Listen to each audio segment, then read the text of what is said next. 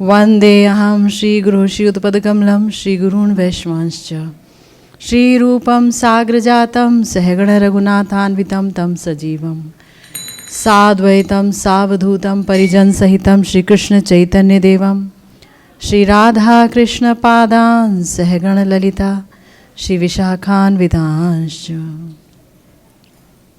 यस्य प्रसादात् भगवत् प्रसादो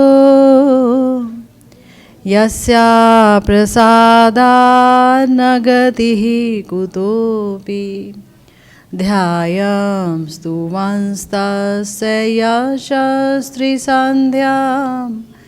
वन्दे गुरुः श्रीचरणारविन्दं नमो महावदान्याय कृष्णप्रेमप्रदायते कृष्णाय कृष्णचैतन्य नाम्ने गौरत्विषे नमः।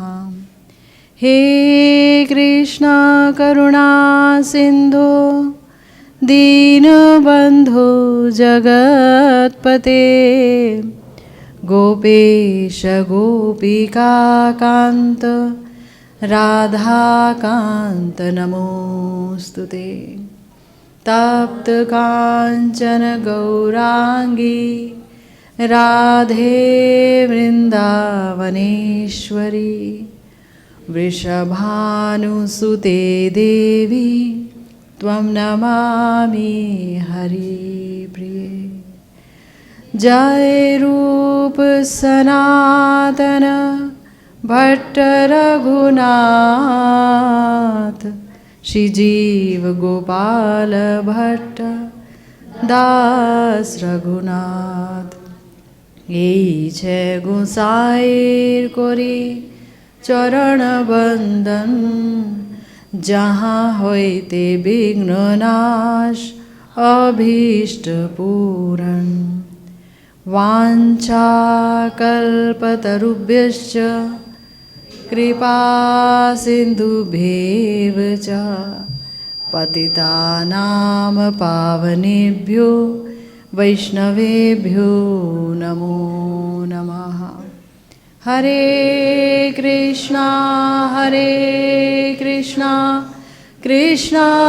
कृष्णा हरे हरे हरे राम राम राम हरे हरे। हरे कृष्णा कृष्णा कृष्णा हरे हरे हरे राम राम राम हरे हरे। हरे कृष्णा कृष्णा कृष्णा हरे हरे हरे राम राम राम हरे हरे। स्वीकयस्य प्राणार्बुद सदृश गोष्ठस्य विहरात् प्रलापानुन्मदात् सततमति कुर्वन् विकलधिः ददभित्तौ शश्वद्वदन् विधु घर्षेण रुधिरं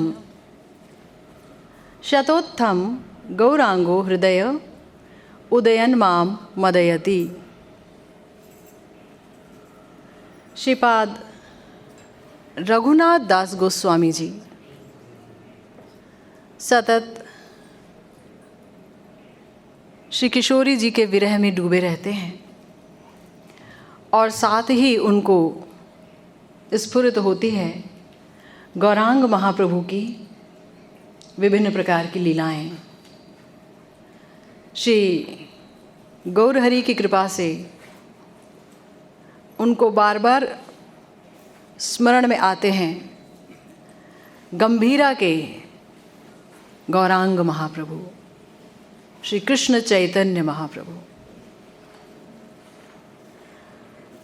आज जो श्लोक श्री रघुनाथ दास गोस्वामी जी के व्याकुल हृदय से उत्थित हुआ है। उसका अर्थ है जो अपने वृंदावन के विरह में अपने प्राणार्बुद जैसे यानी कोटि कोटि प्राणों से भी प्रिय श्री वृंदावन धाम के विरह में उन्मत्त होकर अतिशय प्रलाप कर रहे हैं और उन्माद से ग्रस्त होकर विकल बुद्धि से परम व्याकुलता के साथ दीवारों पर मुख घर्षण कर रहे हैं और जिनके मुख पर उत्पन्न घावों से रुधिर धारा बह रही है, रक्त की धार बह रही है, वो श्री गौरांग देव मेरे हृदय में उदित होकर मुझे उन्मत्त कर रहे हैं। श्री रघुनाथ दास गोस्वामी जी के हृदय से गौरांग महाप्रभु की ये छवि मिटती ही नहीं। बारंबार गौरहरि की उसी छवि में वो डूबे रहते हैं। श्री गौरांग महाप्रभु श्री राधा रानी के भाव को लिए हैं, उनकी अंग कांति को लिए हैं, हम जानते हैं। हमारे प्यारे स्वरूप दामोदर जी ने कहा, राधा भाव द्युति सुवलितम नौमी कृष्ण स्वरूपम। श्री गौरांग महाप्रभु को उनके समस्त अंतरंग परिकरों में श्री रूप सनातन जी ने तो पहचाना ही, लेकिन जो उनके साथ नित्य रहते थे और जिन्होंने गंभीरा की लीलाओं का दर्शन किया है बहुत पास से, वो हैं स्वरूप दामोदर जी और श्री रामानंद राय जी। श्री स्वरूप दामोदर जी ने पहचान लिया उनकी समस्त लीलाओं को देखकर, अच्छी तरह से पहचान लिया। क्या पहचाना? कि श्री राधा भाव द्युति सुवलितम,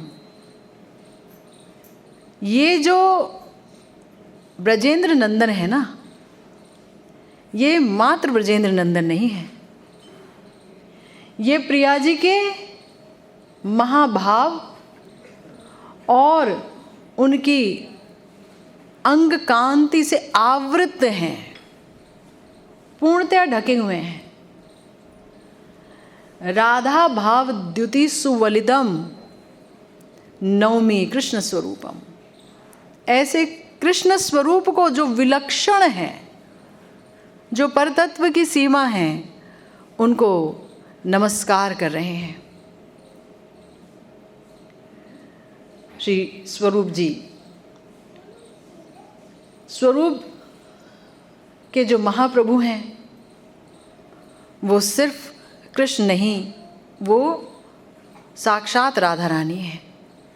इस हद तक श्री राधा रानी के महाभाव को अंगीकार किया है, उनकी द्युति को, उनकी अंग कांति को उन्होंने अपने ऊपर आरोपित किया है कि वो कृष्ण कम और माथुर विरहिणी श्री राधा अधिक नजर आते हैं। इसीलिए यही बोला गया कि कैसे हो गए हैं ये रसराज महाभाव एक रूप हैं, एक रूप। और बेशक लोग जब भगवान की बात करते हैं, भगवान के बारे में सोचते हैं, तो आमतौर पर लोग कहते हैं, प्रभु आप दीन बंधु हो, आप मुक्तिदाता हो, आप पतित पावन हो, आप दीन दयाल हो। विभिन्न प्रकार के विशेषणों का प्रयोग करते हैं, लेकिन वो जितने भी विशेषण का क्यों ना प्रयोग कर लें, भगवान के सभी स्वरूप इन विशेषणों में पूरी तरह से फिट नजर आते हैं। लेकिन भगवान श्री कृष्ण चैतन्य महाप्रभु वो मात्र इन विशेषणों से नहीं जाने जाएंगे, वो जाने जाते हैं परतत्व की अवधि के रूप में, यानी जहाँ रसराज महाभाव यानी नित्य मिलन और नित्य विरह, यानी जहाँ मिलन होता है वहाँ विरह नहीं होता, और जहाँ विरह है वहाँ मिलन नहीं होता, परंतु जहाँ नित्य मिलन और नित्य विरह एक हो गया हो, जहाँ प्रेम वैचित्र्य की अवधि हो, ये बड़ा ही विशिष्ट स्वरूप है परतत्व का। मिलन और विछोह एक कैसे हो सकता है, और आवश्यकता ही क्या है? परंतु हमारे गोस्वामी कहते हैं, हमारे गुरुदेव कहते हैं, बहुत आवश्यकता है। क्या आवश्यकता है? बिना विरह के मिलन की पुष्टि नहीं होती, मिलन पुष्ट नहीं होता। जहाँ अधिक विरह होता है वहाँ ही मिलन की अद्भुत चमत्कारिता सामने आती है। और ऐसा स्वरूप एक ही हो जाए जब, यानी प्रिया जी और श्याम सुंदर जब एक ही हो जाए, यानी नित्य विरह और नित्य मिलन का अद्भुत संयोग। प्रिया जी पास ही तो हैं और श्याम सुंदर प्रिया जी के पास ही तो हैं। फिर किसकी याद में श्याम सुंदर की ऐसी हालत हो जाती है कि वो 3-3 दीवारों को और 3-3 दरवाज़ों को पार करके श्री कृष्ण विरह में दौड़ने लगते हैं, भागने लगते हैं, और किसी के हाथ नहीं आते। ताले बंद हैं गंभीरा के, तीनों दरवाज़ों के ताले बंद हैं, दीवारें बहुत ऊंची हैं। सुला कर के गए हैं स्वरूप जी, सारी रात हाँ कृष्ण बोलते रहे हैं गौर सुंदर श्री राधा भाव में, और अचानक कोई आवाज़ नहीं। कहाँ चले गए, कहाँ चले गए गौर सुंदर? सब बेचैन हो गए, खोज रहे हैं, ढूंढ रहे हैं। और ढूंढते ढूंढते कहाँ आ गए? जगन्नाथ मंदिर के सिंह द्वार पर। और वहाँ क्या देखा? वहाँ एक ऐसी आकृति देखी जिसके बारे में सोचना भी असंभव है। कैसी ये आकृति? ये आकृति थी कुष्मांड फल की, कूर्माकृति। और सारी गैया, तैलंग गाय जो थी जगन्नाथपुरी में, जो गैया हैं, वो सब उस आकृति के आसपास उन्हें सूंघ रहे थे।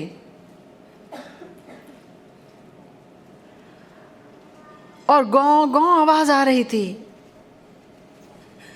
स्वरूप दामोदर जी को लगा कि हमारे प्राणों की निधि यहीं कहीं है। इन गायों में इतना उतावलापन किसको लेकर है? ये तो कृष्ण को लेकर ही इतनी उतावली हो सकती हैं। ये गैया इतनी बेचैन सिर्फ कृष्ण को लेकर हो सकती हैं। वो कृष्ण यहीं पर है, देखो देखो, देखने दो मुझे।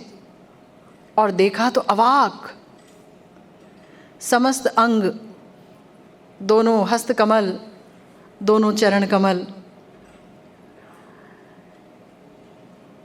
पेट के अंदर जा चुके थे महाप्रभु के।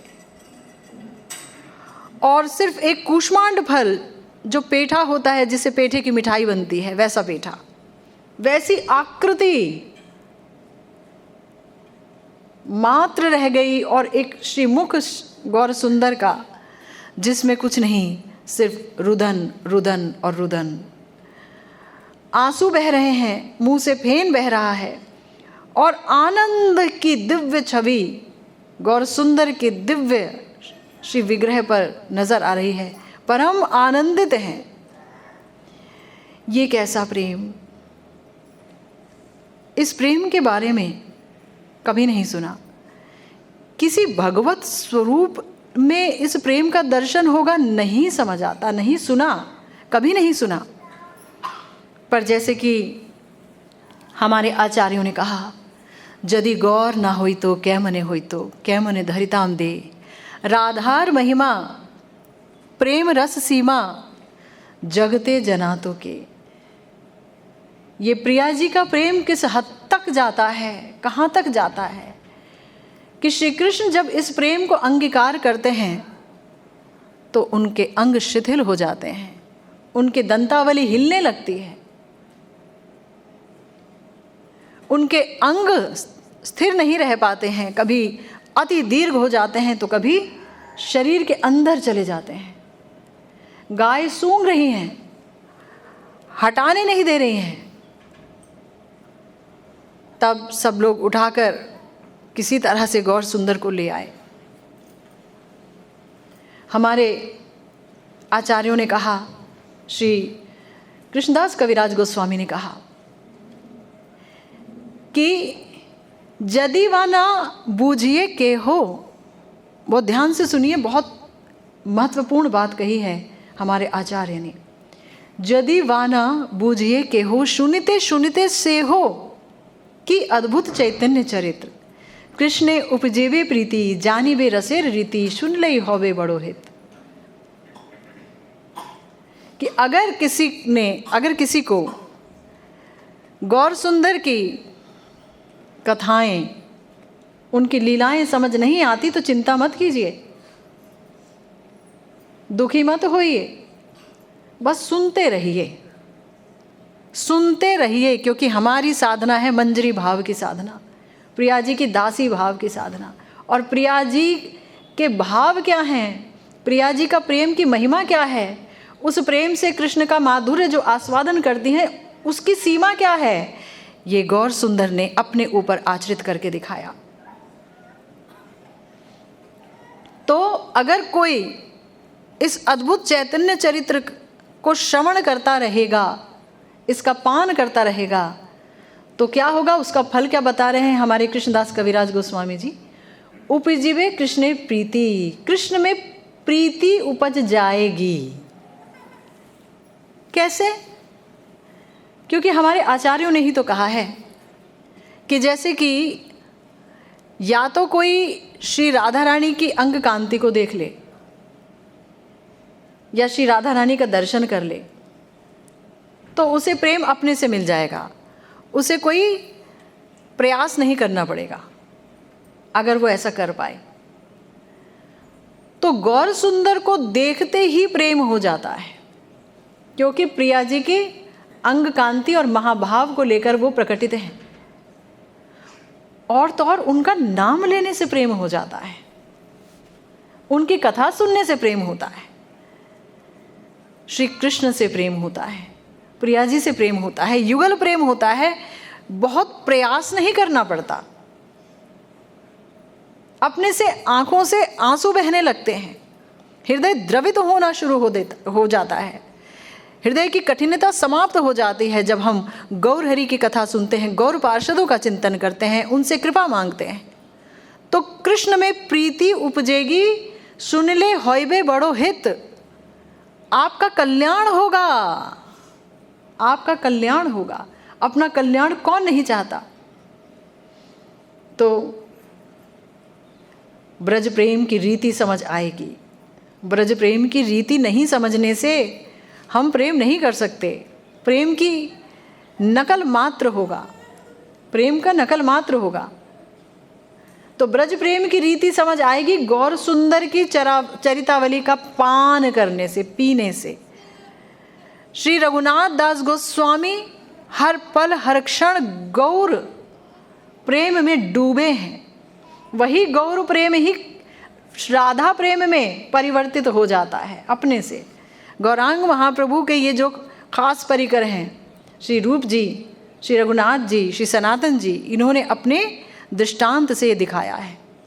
जितना ये गौर में डूबे उतना ये युगल में डूबे। नित्य सिद्ध परिकर हैं, नित्य सिद्ध पार्षद हैं, ये तो होना ही था। आगे एक बात समझनी होगी कि वैष्णव साधना कहते किसे हैं। हम सुबह 3 बजे से उठ जाएं और 3 बजे से उठ करके रात के 10 बजे तक हरिनाम करें, भगवान का अर्चन करें, तुलसी चंदन अर्पित करें, कथा पढ़ ली, कथा सुन ली, हो गई क्या साधना? उत्तर है नहीं, साधना अधूरी है। वैष्णव साधना होती है भाव की साधना, और महाभावमयी प्रिया जी कि किंकरी बनना है तो भाव युक्त होना होगा। भाव का ही अगर अभाव हो गया तो हम कैसा कैंकर लेकर के रहेंगे, नहीं बन पाएंगे किंकरी। आचार्य कहते हैं सुबह 3 बजे से उठकर रात 10 बजे तक आप जो भी भजन करते हो, अगर वो स्मरणांग भजन से विहीन है, अगर वो युगल सरकार निताई गौर युगल सरकार के लिए हाहाकार, गुरु गौरांग के लिए हाहाकार से विहीन है, तो फिर वो हमें अंततः वैकुंठ की प्राप्ति कराएगा। हम गोलोक वृंदावन निकुंज लीला में प्रवेश नहीं कर पाएंगे, नहीं कर पाएंगे। हालांकि हमने ध्यान राधा कृष्ण का किया, हालांकि हमने तुलसी चंदन जो अर्पित किया श्री राधा कृष्ण को किया, कथा हम राधा कृष्ण की सुन रहे हैं, पढ़ हम राधा कृष्ण के बारे में रहे हैं, दीक्षा भी हमने ले ली, लेकिन तथापि जो प्राप्ति होगी वो वैकुंठ लोक की होगी। तो याद रखिए, वैष्णव साधना होती है भाव की साधना। इस भाव के घर में चोरी ना होने पाए, यही हमारी सबसे बड़ी संपत्ति है। तुम्हारा धन अगर कोई चुरा ले तो चुरा ले, सड़कों पे आ जाओ तो आ जाओ, कोई दिक्कत नहीं है। भाव को बचाए रखना, इस भाव से ही प्रिया प्रियतम दरवाजा खटखटाते हैं हृदय का। तो अगर कोई सोचे तो इसका मतलब ज्ञान और योग इन सब का कोई स्थान नहीं है। हाँ, ज्ञान का कोई स्थान नहीं है भाव के आगे। चैतन्य महाप्रभु ने एक दृष्टांत से ये साबित कर दिया। जब दक्षिण भारत में वो गए तो वहाँ उन्होंने एक मंदिर में यही तो देखा कि एक वैष्णव जो थे वो श्रीमद् भगवद गीता को पढ़ रहे थे, मगर उल्टा पढ़ रहे थे, ग्रंथ ही उल्टा पकड़ा हुआ था। और बार बार जब देखते और सिर्फ ठाकुर जी की तस्वीर देखते और हाहाकार करते, फिर पढ़ने का प्रयास करते, फिर हाहाकार करते। सारे पंडित उनका मजाक ही तो उड़ा रहे थे, कौन उनकी तारीफ कर रहा था। महाप्रभु ने कहा, देखो भाई, इतना तो समझ आ रहा है कि तुम अर्थ जनित आस्वादन नहीं पा रहे हो। तुम श्रीमद् भगवद गीता पढ़ रहे हो पर तुम अर्थ जनित आस्वादन नहीं पा रहे हो, दिख रहा है। तो तुम इतना क्रंदन कर रहे हो, इतना भाव में हो, ये कैसे, क्या सोच के? तो उन्होंने एक बात कही। उन्होंने कहा, महाप्रभु, मेरे गुरुदेव ने आज्ञा दी है कि भगवद गीता पढ़नी है, और उसे पढ़ते पढ़ते गुरु कृपा से एक ही बात मुझे समझ आ रही है कि मेरे जनार्दन, मेरे गोविंद कितने भावग्राही हैं। अर्जुन के रथ पर सवार हैं, बहुत भीड़ है, कोलाहल है। आप अगर श्री कृष्ण को कहें कि दाहिनी तरफ मोड़िए रथ, तो मोड़ नहीं सकते, अपना पैर लगाना होगा श्री कृष्ण के श्री विग्रह पर, उनके शरीर पर पैर से इशारे करने होंगे। ड्राइवर बने बैठे हैं, इतना प्रेम के वश हैं, ये प्रेम के ही वश में हैं, ये प्रेम से ही जीते जाते हैं। बस मुझे यही समझ आता है महाप्रभु, मैं जब भी देखता हूँ अपने गोविंद को मैं रोने लगता हूँ ये सोच सोच के। महाप्रभु ने कहा, तुम धन्य अति धन्य हो हे प्यारे भक्त, भगवद गीता का अर्थ तुमने ही समझा है, भगवद गीता को तुम ही आत्मसात कर पाए हो। तो वैष्णवों की जो साधना है वो भाव प्रधान साधना है।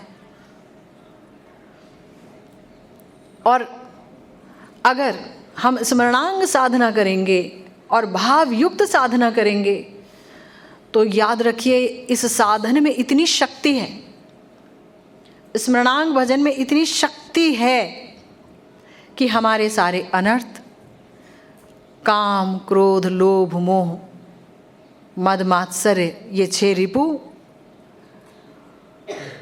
समस्त शोक, ताप,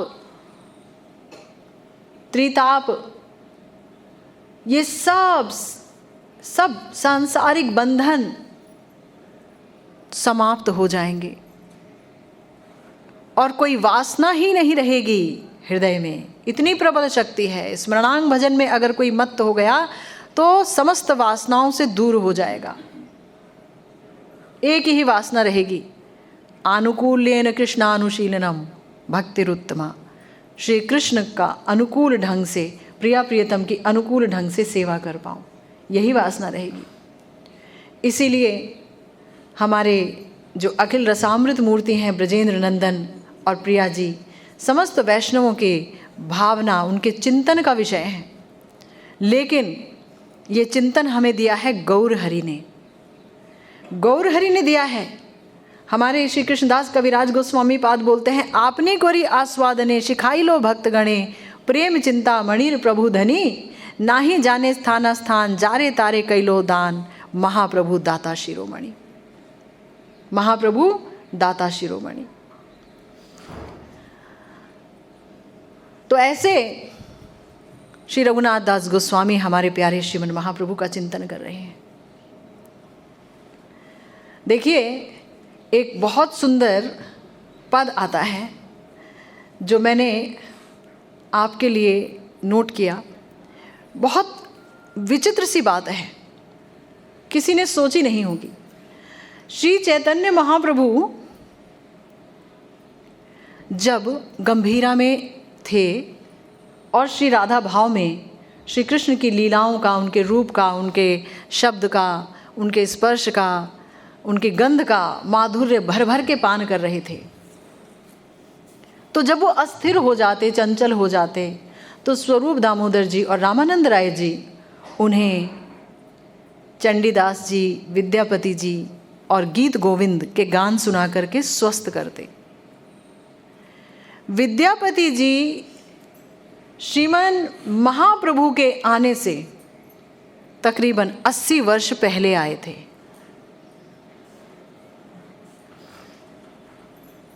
काफ़ी पहले आए थे और लीला समेट के चले भी गए। महाप्रभु के साथ उनका दर्शन नहीं हुआ, लेकिन उन्होंने जो पदावली लिखी उसमें एक विचित्र बात लिख डाली, मानो कि महाप्रभु की कृपा से उनको इस बात का एहसास हो गया कि ऐसा एक अवतार होगा जो राधा भाव को लेकर आएगा, तो वो राधा रानी की प्रेम की वेदना को समझ पाएगा, पीड़ा को समझ पाएगा। उन्होंने कहा प्रिया जी के भाव में, हम सागरे त्यजबो पराण, आन जन्मे होबो कान, कानू होइबो जब राधा, तब जानिबो विरहक बाधा। क्या बोला कि मैं सागर में प्राण त्यागूंगी। विद्यापति जी बोल रहे हैं, महाप्रभु नहीं आए, उन्हें नहीं पता है कि महाप्रभु की सागर के किनारे ही लीला होगी। प्रिया जी की लीला सागर के किनारे होने वाली है। जगन्नाथपुरी धाम में जो सागर है, जो समुद्र है, उसके किनारे ही सारी लीलाएं होंगी।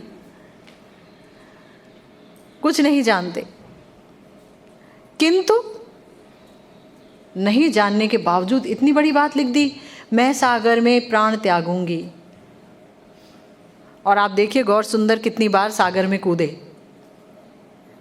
मैं सागर में प्राण त्यागूंगी और दूसरे जन्म में मैं कृष्ण बनूंगी।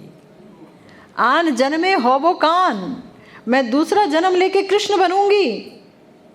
और कानू होइबे जब राधा, तब जानिबे विरहक बाधा।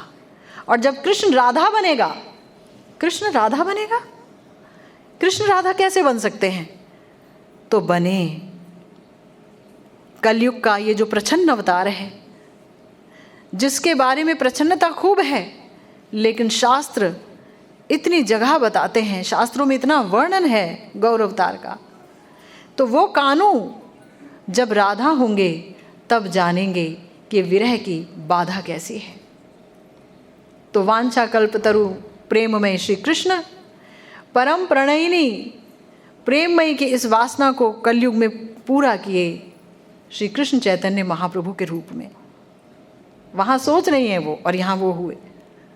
ये देखिए कितना सुंदर। और देखिए फिर विद्यापति जी के गान से ही वो स्वस्थ हो रहे हैं। स्वरूप दामोदर उन्हें विद्यापति जी के गान सुना रहे हैं, चंडीदास जी के गान सुना रहे हैं, गीत गोविंद के पद सुना रहे हैं। तो श्री राधा का जो विरह रस आस्वादन है, उसी विरह रस का आस्वादन किया है श्रीमन महाप्रभु ने। जब हम गंभीरा लीला को सुनते हैं, अनुभव करते हैं गुरु गौरांग की कृपा से, तो कहीं से नहीं दिखता कि ये राधा रानी की लीला नहीं है, ये माधुर विरह की बड़ी ही उत्कृष्ट लीला है। तो हमारे श्री रघुनाथ दास गोस्वामी ने ये श्लोक बोला, जहाँ पर वो सोच रहे हैं कि जगदानंद पंडित जी जब नदिया ज़िले में गए, श्रीमन महाप्रभु ने उन्हें भेजा। माता से बहुत प्रेम करते थे। माता ने कहा कि तुम वृंदावन मत जाओ, तुम नीलाचल में ही जाओ। तो वो नीलाचल यानी जगन्नाथपुरी चले गए माता के कहने पर। और क्या दिव्योन्माद की लीलाओं का आस्वादन करते थे हमारे प्यारे चैतन्य महाप्रभु। लेकिन जब उन्हें बाह्य ज्ञान होता, वो बाह्य दशा में आते, तो उनके अंदर कुछ भाव उत्पन्न होते। पहले तो पूछते कि वो जो गौड़ देश से भक्त आए हैं वो कहाँ हैं, वो कहाँ रुके हैं, उनके खाने पीने का प्रबंध क्या है। और दूसरी बात अपनी माता की कहते। हर पल हर क्षण जैसे ही बाहर दशा में आते तो माता को याद करते। माता के लिए हर वर्ष जगदानंद पंडित जी के हाथों कुछ ना कुछ भेंट भिजवाते, वो प्रसाद भिजवाते। तो एक बार जगदानंद पंडित जी जब नदिया ज़िले में गए तो उन्होंने श्री अद्वैताचार्य जी से भी मुलाकात की। तो अद्वैताचार्य जी ने एक पर्ची पे कुछ लिख के दिया और कहा, मैं कुछ कहता हूँ तुम्हें, जाके तुम श्रीमन महाप्रभु को कह देना, ये तर्जा दे देना। क्या बोला? बाउल के कहिए लोग होई लो बाउल। बाउल के कहिए हाटे ना बिकाए चाउल। बहुत विख्यात तर्जा है, ये पहेली है। बाउल के कहिए काछे नाही काउल, और बाउल के कहिए इहा कहिया छे बाउल। अर्थात कि जाकर के उस बाउल को, बाउल माने वो जो प्रेमोन्मादी है, वो जो प्रेम में दिन रात उन्मत्त रहता है, मेरे गौर हरि, उनको जाकर के कहो क्या कि लोग हो गए हैं भाई प्रेम में पागल, अब यहाँ रहने की ज़रूरत नहीं है, तुम्हारी दशा मुझसे देखी नहीं जाती। ये जो तुम उठते हो गिरते हो, ये जो तुम रात रात को, ये जो तुम रातों को कृष्ण को ढूंढते हो और कृष्ण के याद में तुम अपना मुख दीवारों से रगड़ रगड़ कर घायल करते हो, वहाँ से रक्त की धार बहती है, ये दशा हमसे नहीं देखी जाती। मैंने आपको बुलाया था, ज़रूर बुलाया, लेकिन क्यों बुलाया? मैंने आपको बुलाया था प्रेम देने के लिए, ब्रज जातीय प्रेम देने के लिए लोगों को। काम हो गया। अब आपके ये चावल यहाँ बिकने वाले नहीं हैं, सबको प्रेम मिल गया है, आप सब जाओ, अब आप यहाँ से जाओ। तो जब महाप्रभु को ये तर्जा दिया जगदानंद पंडित जी ने, तो तर्जा देकर के कहा कि महाप्रभु अद्वैताचार्य जी ने ये तर्जा दिया है आपके लिए, तो आप जो है इसको पढ़िए, देखिए कि ये क्या है। महाप्रभु ने देखा और हंसने लगे, और महाप्रभु हंसते हुए बोले, भट्टाचार्य माने आचार्य होय पूजक प्रबल। ये जो अद्वैताचार्य जी है ना, इन्हें बहुत अच्छे से पूजा पाठ करनी आती है। देखो कैसी पूजा पाठ की इन्होंने, कोई मुझे बुला नहीं सकता था। द्वापर चला गया था, श्री कृष्ण का अवतार हो गया था, अब श्री कृष्ण थोड़ी ना आने थे कलयुग में, पर रो रो करके तुलसी चंदन दे करके शालिग्राम जी पर और गंगा जल दे करके मुझको बुला लिया इन्होंने। तो इसीलिए आचार्य है पूजक प्रबल, और आगम शास्त्रेर विधि विधाने कुशल, इन्हें सब आता है। पूजा कैसे करते हैं, कैसे खुश करते हैं, कैसे बुलाते हैं, किस भाव से पूजा करें कि भगवान उत्तर दें ही, तो पूरा शास्त्रविद है ये। शास्त्र पढ़ाते हैं, शास्त्र जानते हैं, तो इन्हें कोई धोखा नहीं दे सकता और ये धोखा नहीं खा सकते। पूजा लागी कथो काल करे निरोधन, पूजा के लिए सारा जब तक यम नियम आसन सब आता है इनको, और पूजा निर्वाह होइले पाछे करे विसर्जन। लेकिन जब पूजा हो जाती है, जब अपना मतलब निकल जाता है, जब काम हो जाता है, तो फिर ये विसर्जन कर देते हैं उस देवता का जिसको इन्होंने बड़े चाव से बुलाया था, जिसको अपने पास रखा था, जिसका हमेशा पूजा पाठ करते रहे। उस देवता को ही ये जल में बहा देते हैं। अब तुम्हारी ज़रूरत नहीं है, जाओ यहाँ से। महाप्रभु हंस रहे हैं तर्जा पढ़ करके कि यही तो हालत हो रही है। भाई मुझे बुलाया, लोगों को प्रेम मिल गया, अब मेरी ज़रूरत ही नहीं है, इसलिए मुझे कह रहे हैं कि तुम जाओ।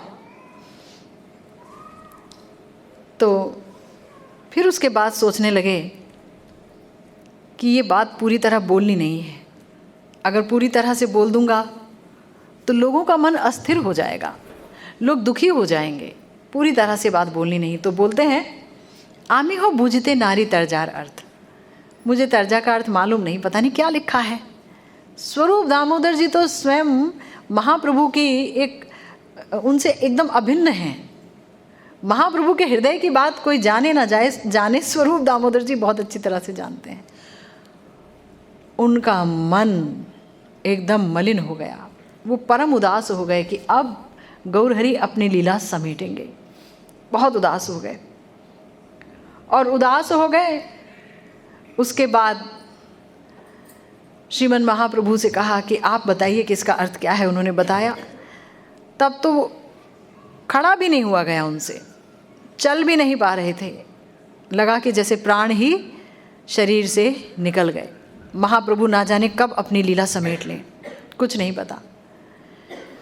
उसके बाद कृष्णेर विच्छेद दशा द्विगुण बाड़िलो, उन्माद प्रलाप चेष्टा करे रात्रि दिने, राधा भावावेशे विरह बाढ़े अनुक्षणे। अब क्या हुआ, से दिन होते प्रभुर आर दशा होइलो। बस तर्जा मिल गया, ओहो मेरे जाने के गिनती के दिन रह गए। अद्वैताचार्य जी ने निर्धारित कर दिया, दिन अब गिनती के रह गए, कुछ दिनों में जाना पड़ेगा। लेकिन अभी भी श्री राधा रानी के भाव में कृष्ण आस्वादन मेरा पूरा नहीं हुआ है, मेरा कृष्ण आस्वादन रह गया है। अब तो उनकी दशा परिवर्तित हो गई गौर सुंदर की, और जो उनकी कृष्ण विरह उन्माद दशा थी वो तो दुगनी गति से बढ़ने लग गया।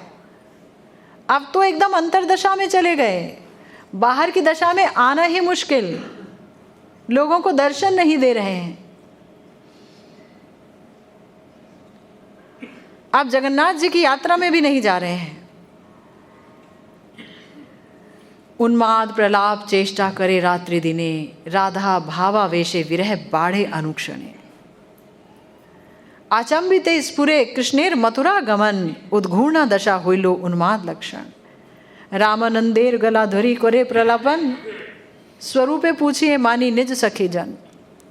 अब तो जैसे श्री किशोरी जी का जो उनकी अवस्था हुई थी श्याम सुंदर के मथुरा जाने पर, ठीक वही दशा हो गई हमारे प्यारे गौर सुंदर की।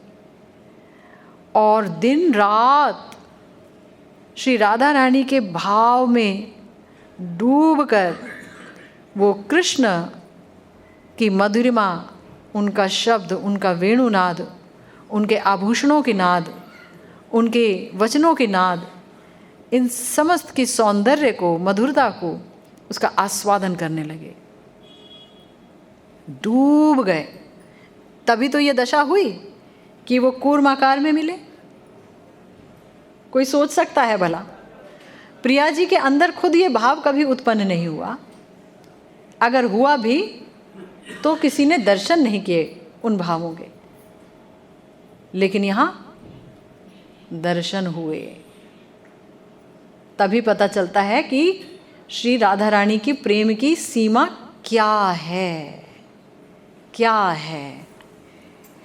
सुनते तो बहुत हैं राधा रानी प्रेम लक्ष्मी, राधा रानी जो है प्रेम की अधिष्ठात्री देवी, लेकिन जानते नहीं हैं कि ये प्रेम क्या वस्तु है।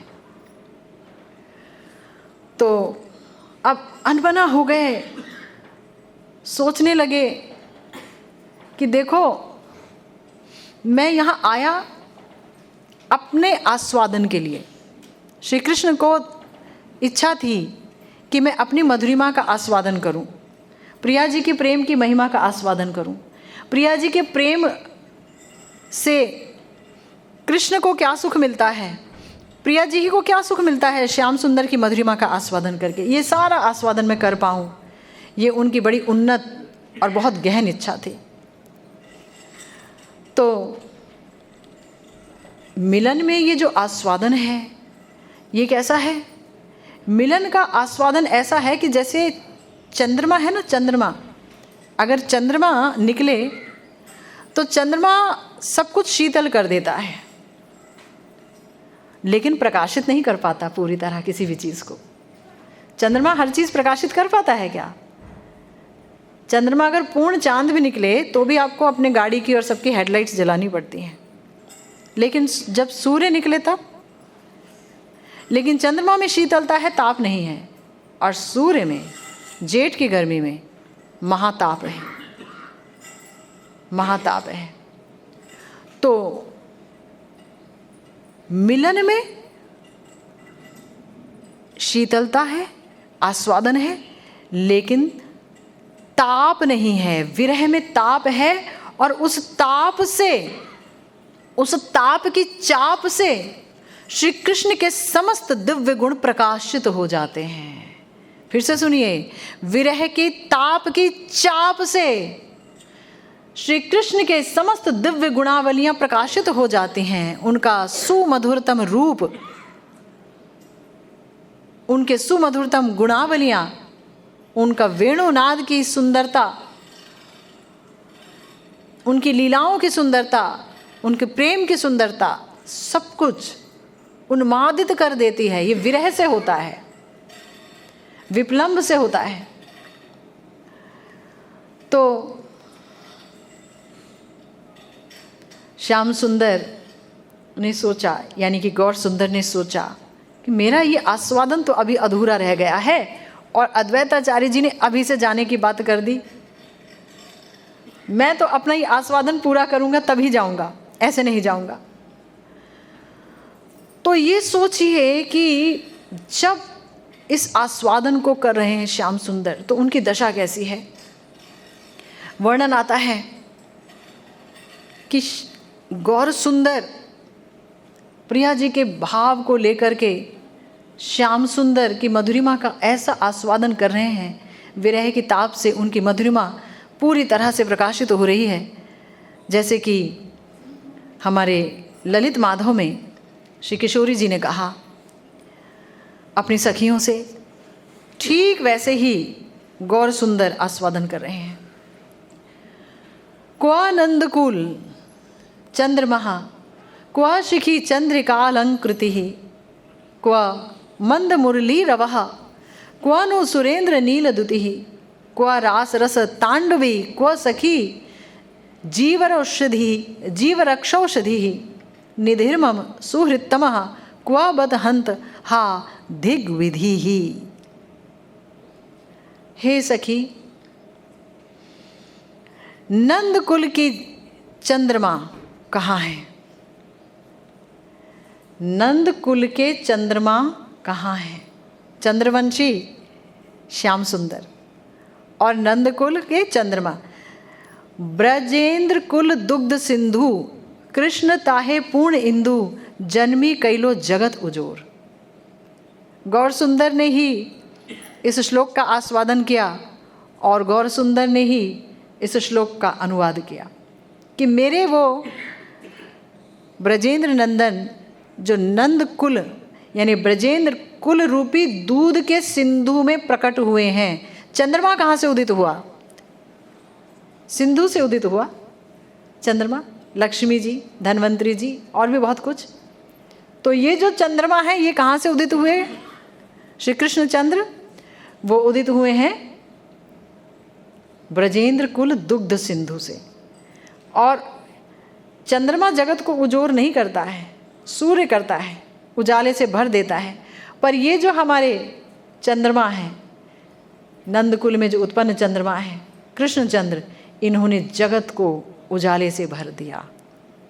प्रिया जी क्रंदन कर रही हैं, श्याम सुंदर को याद कर रही हैं, माधुर विरह का आस्वादन कर रही हैं। कांत्यामृत जेबा पिए निरंतर पिया जिए, ब्रज जनेर नयन चकोर। क्व शिखी चंद्रे कालंकृति कि हे सखी, मयूर पुच्छ जिनका शिरोभूषण है वो कहाँ है? मयूर पुच्छ जिनका शिरोभूषण है। श्याम सुंदर की विशेषता ही है कि उन्होंने मयूरों के दिए गए इस उपहार को, कि मयूर कह रहे हैं कि हम आपको और कुछ नहीं दे सकते, परंतु मनुष्य जाति हमारे पंखों को पसंद करती है, हम नाच नाच करके यही आपको दे रहे हैं। और भगवान ने कहा जो इतने प्यार से दे रहे हो उसे मैं देखो कहाँ रखता हूँ, अपने माथे पर, अपने माथे पर स्थान दे रहे हैं। तो वो मयूर पुच्छधारी मेरे कृष्ण कहाँ हैं? मयूर पुच्छधारी, ये मयूर पुच्छ द्वारिकाधीश के सिर पर नहीं है, उनके मस्तक पर नहीं है, उनके मुकुट पर नहीं है, ये है ब्रजेंद्र नंदन की विशेषता। तो वो कहाँ हैं? और जिनकी मुरली ध्वनि इतनी उन्मादक है, गंभीर है, ब्रज को छोड़कर वो कहाँ चले गए? वो मुरली की धुन कहाँ है? तो द्वारिका में वो मुरली की धुन नहीं है, मथुरा में मुरली की धुन नहीं है, कहीं भी भगवत लोक में वो मुरली की धुन नहीं है। वो मुरली की धुन यहाँ है, श्री वृंदावन धाम में है। मगर कृष्ण तो नहीं, तो मुरली की धुन कहाँ है? सोच रहे हैं। और जिनकी अंग कांति इंद्र नीलमणि जैसी है वो कहाँ है? जो रास लीला में, जो रास रस में नृत्यशील हैं वो कहाँ हैं? जो मेरे जीवन की रक्षा की महा औषधि हैं, हे सखी ललिते बताओ वो कृष्ण कहाँ है? कितनी बेचैन है। प्रिया जी के उस विरह को हम अपनी चिंतन की परिधि में भी नहीं ला सकते। अगर सच में एक अंश भी प्रेम होगा तो इस विरह की बात सुनते ही प्राण मुंह को आ जाएंगे, अब निकले कि तब निकले। जो मेरे समस्त धन हैं, मेरा सकल संपद है वो कहाँ है? जो मेरे परम शुभ चिंतक हैं वो कहाँ हैं? हाय हाय, उस विधाता को धिक्कार है जिसने इस विरह को घटाया है, जिसके कारण ये विरह हुआ है। उस विधाता को धिक्कार है, शत शत धिक्कार है। और इसी का आस्वादन किया है हमारे गौर सुंदर ने। तो कहने का अर्थ ये है कि जब तक हम भगवान श्री कृष्ण चैतन्य महाप्रभु की लीलाओं का स्मरण नहीं करेंगे, उनके चरणों में शरणागत नहीं होंगे, तब तक हम राधा किंकरी के भावों को भी नहीं समझ सकते, क्योंकि इन भावों को समझाया है हमारे गौर सुंदर ने अपने आचरण से। जब वो कूष्मांड फल की तरह हो गए तो वो अवस्था कैसी अवस्था थी? वो अवस्था थी जहाँ पर उन्होंने मंजरी भाव का सर्वोच्च आस्वादन किया था, और उस सर्वोच्च आस्वादन में उनके हाथों की और पाँवों की ऐसी स्थिति हो गई थी। तो चैतन्य चरित्र सुन श्रद्धा भक्ति करी। हमारे कृष्णदास कविराज गोस्वामी पाद जी ने हमारे लिए एक बात छोड़ी है, चैतन्य चरित्र सुन श्रद्धा भक्ति करी, मात्सर्य छाड़िया मुखे बोलो हरि हरि। एई कली काले आर नाही कौनो धर्म, वैष्णव शास्त्र एई कहे मर्म। चैतन्य चंद्रे लीला अगाध गंभीर, प्रवेश करिते नारी स्पर्शी रही तीर, चैतन्य चरित श्रद्धाए सुने जय जन, जतेक विचारे ततो पाए प्रेम धन। इम्पॉर्टेंट है कि आप कुछ भी करें ना करें, महाप्रभु के चरित्र को ध्यान से श्रद्धापूर्वक सुने। मात्सर्य छोड़कर एक दूसरे से जलना, ईर्ष्या, द्वेष, इसका उसका, तेरा मेरा सब छोड़कर मुखे बोलो हरि हरि हरि बोल। एक कली काले आज नहीं कौनो धर्म। इस कलयुग में हरि नाम के अलावा और महाप्रभु के चरित्र को श्रवण करने के अलावा अन्य कोई धर्म नहीं है। वैष्णव शास्त्र एक है मर्म, सिर्फ दो ही चीज़, वैष्णव और वैष्णव शास्त्र, भागवत, श्री चैतन्य चरितामृत आदि। चैतन्य चंद्रेर लीला अगाध गंभीर, प्रवेश करिते नारी स्पर्शी रही तीर। हमारे जो आचार्य हैं ना, बड़े दीन स्वभाव युक्त हैं। हमारे आचार्य श्री कृष्णदास कविराज गोस्वामी पाद जी इतने दीनातिदीन हैं, इतने दीनातिदीन हैं, श्री चैतन्य चरितामृत जैसा अमूल्य ग्रंथ हमारे हाथों में दे दिया और कह रहे हैं कि मैंने अभी तक चैतन्य महाप्रभु की लीला को स्पर्श नहीं कर पाया, मैं अभी भी उस समुद्र, लीला रूपी समुद्र के किनारे पर ही खड़ा हूँ, किनारे पर ही खड़ा हूँ।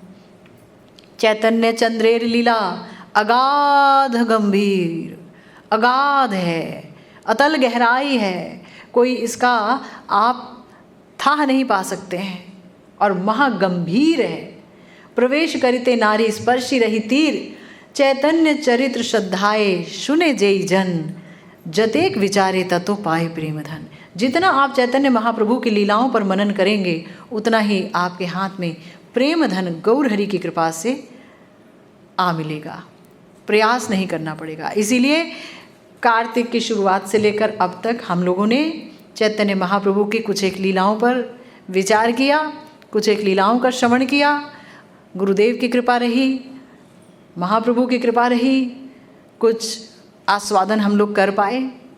हालांकि जब श्री कृष्णदास कविराज जी यही कह रहे हैं कि मैं कुछ नहीं कर पाया, मैं तो कुछ भी नहीं ही बोल पाई क्योंकि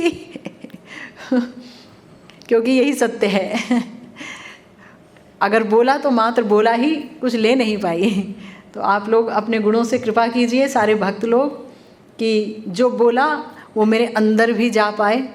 आप लोगों को कृष्ण प्रेम धन मिले गौर हरि की कृपा से, गुरुदेव की कृपा से, वैष्णवों की कृपा से, और मुझे भी उसी प्रेम धन की आवश्यकता है। आप सब कृपा कीजिए, वही प्रेम धन मुझे भी कभी ना कभी अवश्य मिले। इसी के साथ आज की भागवती कथा यही विश्राम लेती है। जय जय श्री राधे श्याम, श्री गुरु निताई गौर सीतानाथ प्रेमानंदे, हरि हरि बोल।